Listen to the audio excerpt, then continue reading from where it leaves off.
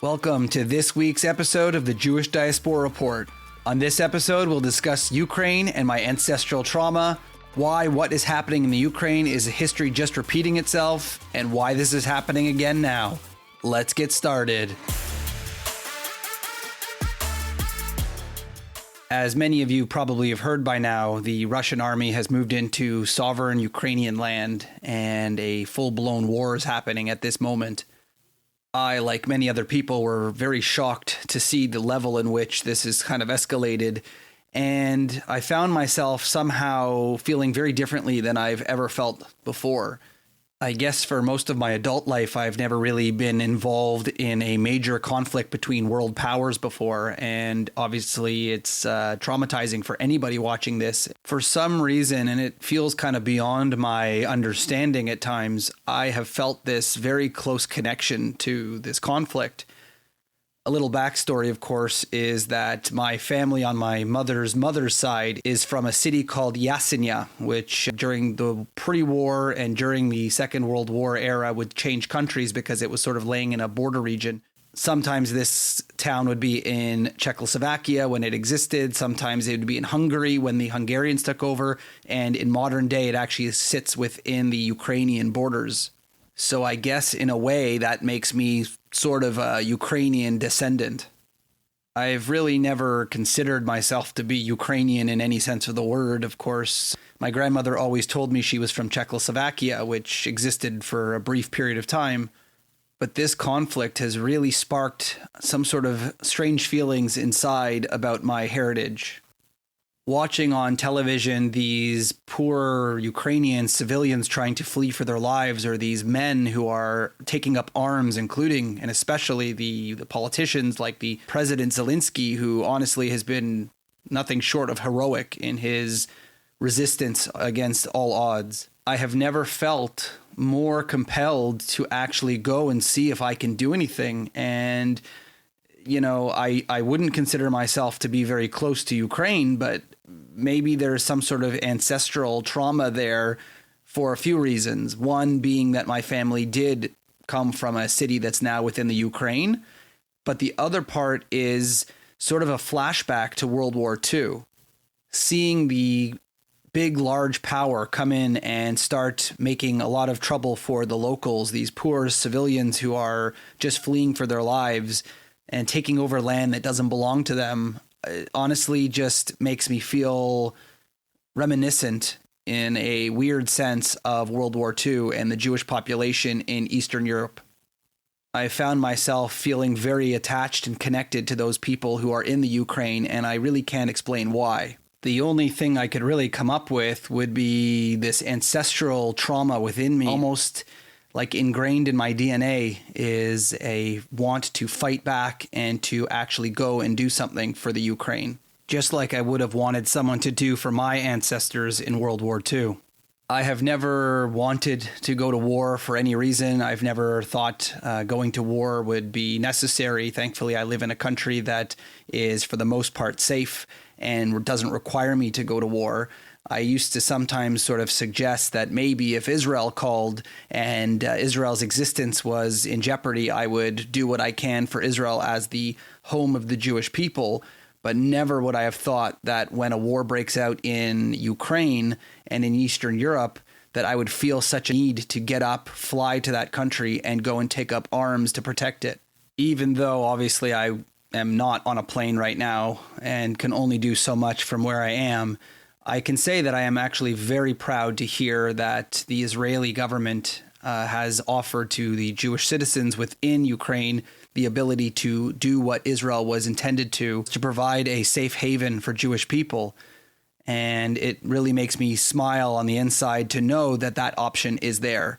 What is more heroic are people like the President Zelensky and other Jewish people who have fought and are fighting to stay within Ukraine and to protect their land and their families. I heard a rabbi from the Chabad sect in Ukraine speaking about sort of the challenge between these Jewish men who have the option to leave because they're Jewish and to stay and fight, and that most of them are choosing to stay and fight.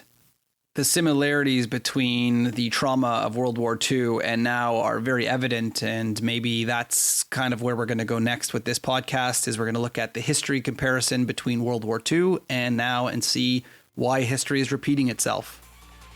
We'll be right back on the Jewish Diaspora Report.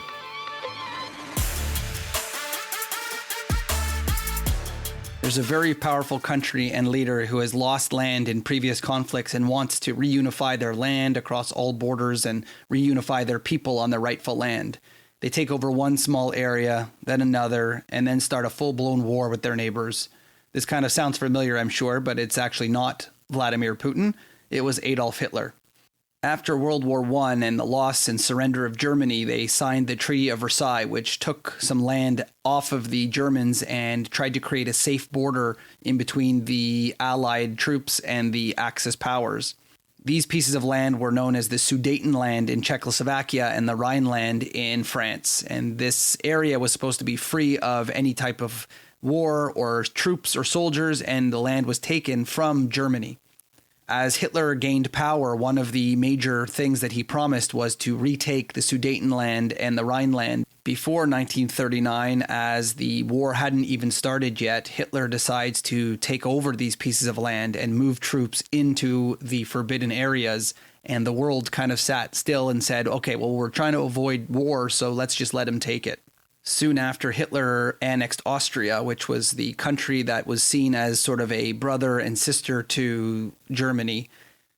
Hitler himself, of course, came from Austria, but felt like they were similar backgrounds, similar people, similar beliefs, so he wanted to annex it and make it all part of the greater German Reich.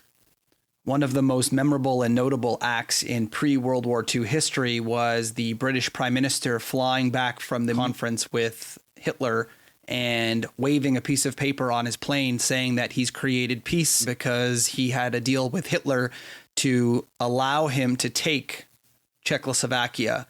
And that's all he was going to take, and he would take no more, but at least there would be peace.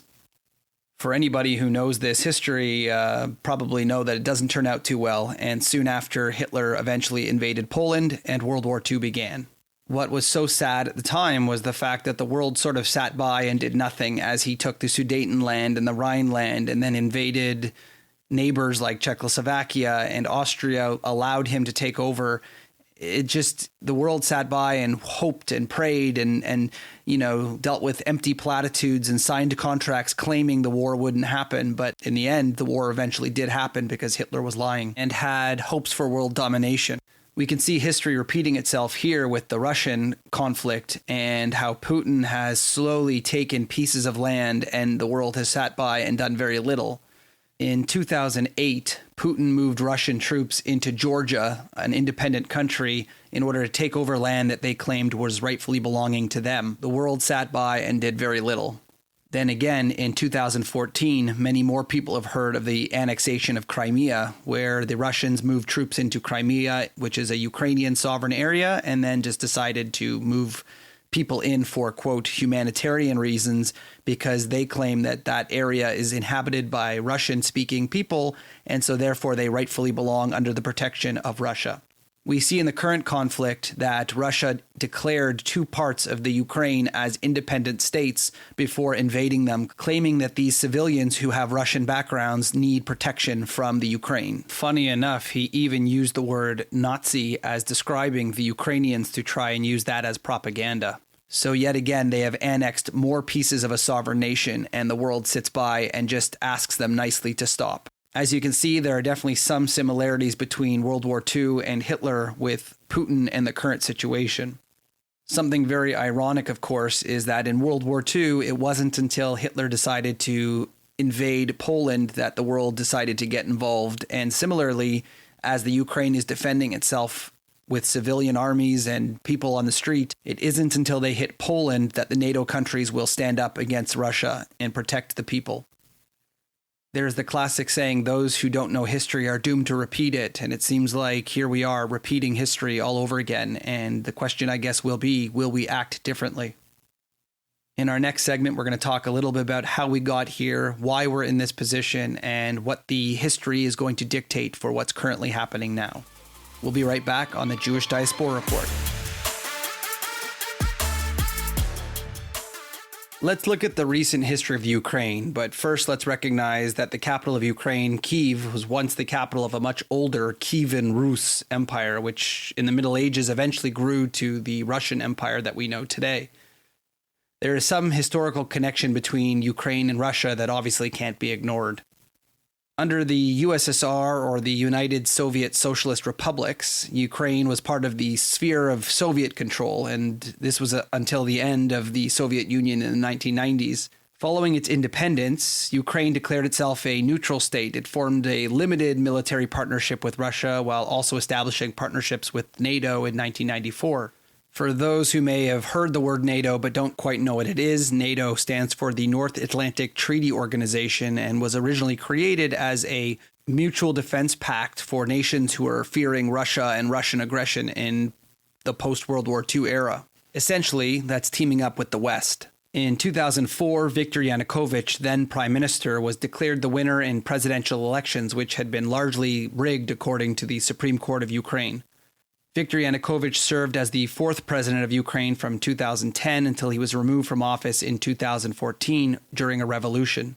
Yanukovych, who had been elected with the help of Russia, rejected the pending EU association agreement, which chose to pursue a Russian loan bailout rather than help from the West, and made closer ties with Russia. In November 2013, a wave of large-scale protests erupted in response to Yanukovych's refusal to sign an association and free trade agreement with the European Union.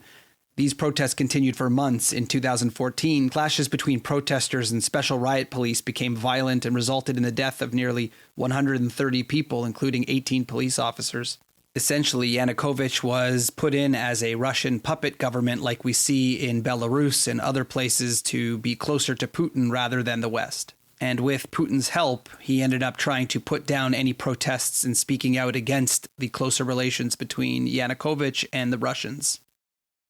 An agreement between President Yanukovych and the leaders of the parliamentary opposition were signed that called for early elections and the formation of an interim government. The following day, Yanukovych fled from the capital ahead of the impeachment vote.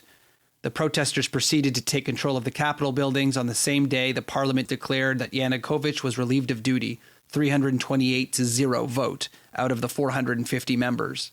Yanukovych said that this vote was illegal and possibly coerced and asked the Russian Federation for assistance. Russia considered the overthrow of Yanukovych to be an illegal coup and did not recognize the interim government. The interim government proceeded to sign an EU association agreement, and then Petro Poroshenko became the president of Ukraine after a landslide victory in 2014. Aside from the Russian involvement in Ukraine and their hope for a friendly partnership, the Ukraine also poses a risk for Russian safety. With the Ukraine becoming more friendly with the West and wanting to join NATO for its own protection from Russia, it would remove the Russian buffer zone between Russia and NATO countries. This would allow NATO weapons and troops to be right on Russia's borders. So some people ask, why now? What's changed recently that this whole war has happened? And I would suggest that after very little response from the annexation of Crimea in the Ukraine and Georgia under previous administrations, and also the attempt by Russia to persuade Trump officials to alleviate some of the previous sanctions against Russia, nothing has really been done to try and stop them. Even though many people debate if Trump was quote-unquote pro-Russia or simply enamored with dictators and strongmen, his actions purposely or more likely inadvertently provided Putin with a great deal of hope in his own future.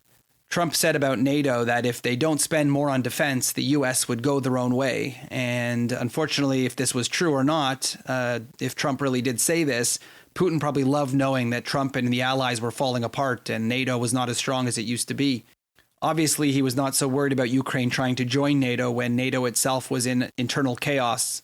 In 2020, Trump tried to bring Russia back into the G7 and onto the world stage, which might have been another sign to Putin that his international profile was growing and maybe becoming a little more influential, maybe that he was going to gain some power in the world.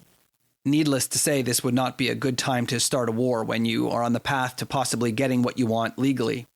Trump's infamous call to the Ukrainian president that delayed military and financial support that they required to remain strong against the Russian threat was definitely another sign to Putin.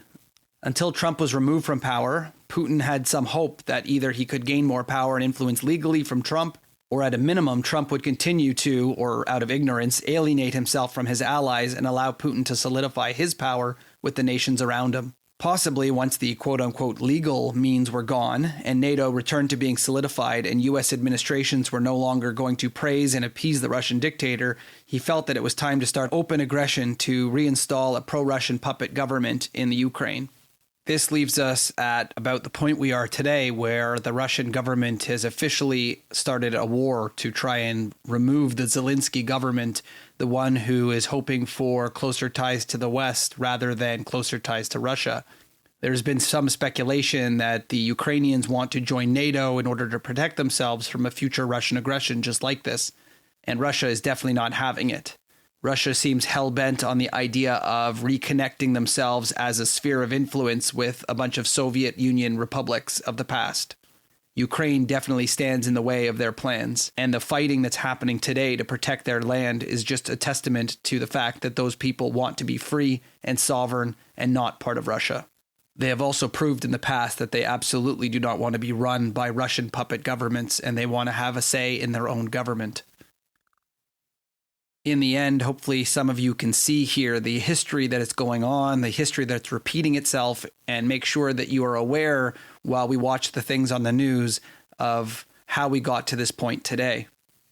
We will stand behind and pray and help the Ukrainians however we can in order to avoid the pitfalls of the past, where we appeased dictators and appeased autocrats and gave them the land as long as it wasn't ours until it was too late and World War had started. We pray that the next podcast we do will see an end to this current situation and we'll be back to normal and everyone will be safe and healthy and happy and free. This has been another episode of the Jewish Diaspora Report. Thanks for listening. Don't forget to check us out at jdr.podcast on Instagram. We'll see you next time.